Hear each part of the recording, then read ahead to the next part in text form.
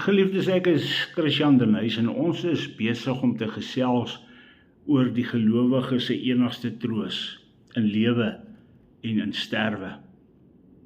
Ons lees in 1 Petrus 1 vers 17 tot vers 19, en as julle hom as Vader aanroep, wat sonder aanneming van die persoon oordeel volgens elkeen se werk, wandel dan in vrees gedurende die tyd van julle vreemdelingskap, omdat julle weet dat julle nie deur verganklike dinge, silwer of goud, losgekoop is uit julle lewenswandel, wat deur die Vaders oorgelewer is nie, maar deur die kosbare bloed van Christus, soos van 'n lam, sonder gebrek en vlekkeloos.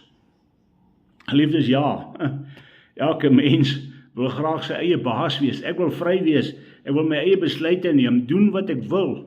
Die probleem is egter dat dit wat my sieleheil betref, vir my geen werklike troos inhou nie. Buitendien is geen mens werklik vry nie.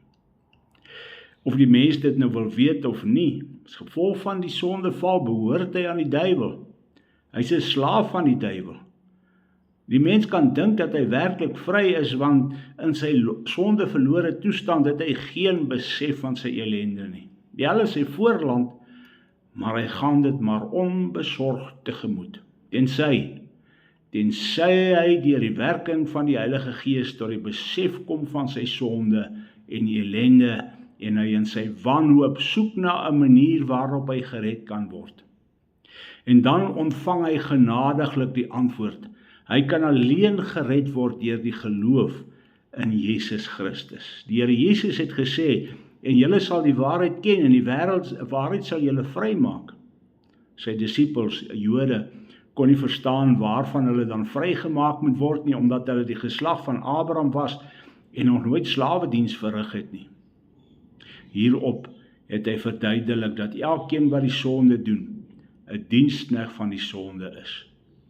Die waarheid wat ons vrymaak, is die kennis wat ons ontvang deur die Heilige Gees van die evangelie van Jesus Christus.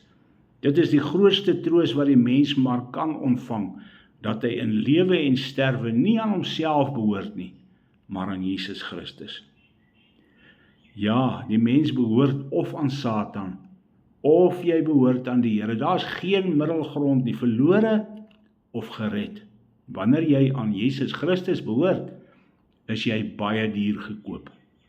Daar is met sy bloed vir jou betaal. Jou vorige eienaar het jou as te ware met kettinge gebind en jy kon slegs sonde doen en hel toe gaan. Maar nou is jy vry.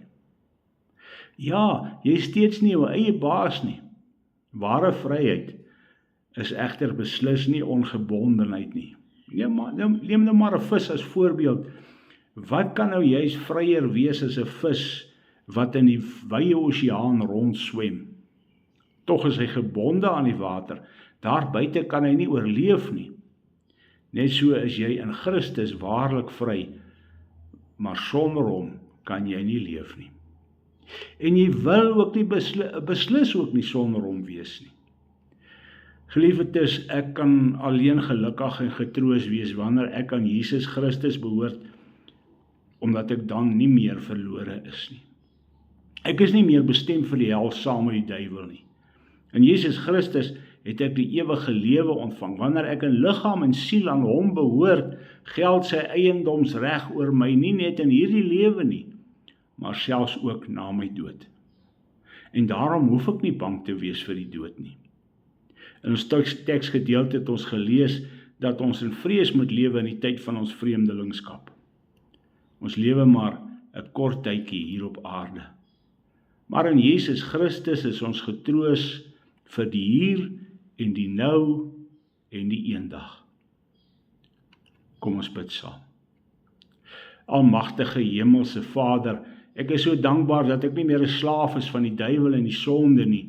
Ek is so dankbaar dat ek die Here Jesus met sy dierbare bloed aan die kruis vir my betaal het en dat ek nou aan hom behoort. Ek is nou sy eiendom. Dit is my grootste troos, want in hom is ek nou waarlik vry. Ek is nie meer verlore nie. Dankie Here. Amen.